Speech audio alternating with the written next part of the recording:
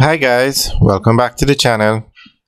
Today we are driving through Logwood in Hanover. And yes, Logwood is in Hanover. A lot of persons mix up Logwood and think it's in Westmoreland, but Logwood is a small residential, it's a residential community in Hanover.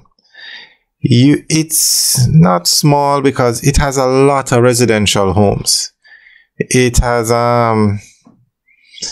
it's about 10 miles from the capital of Hanover, which is Lucy, but it's also very close to Negril. And Negril is one of the main towns in the western part of Jamaica. It's actually the most popular town in the western part of Jamaica because of tourism. Negril has a 7-mile beach and there are hundreds of hotels in Negril.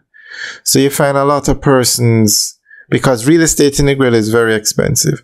So a lot of persons live just on the outskirts of Negril, which is where you'll find Orange Bay, and then a little up from Orange Bay you'll find Logwood.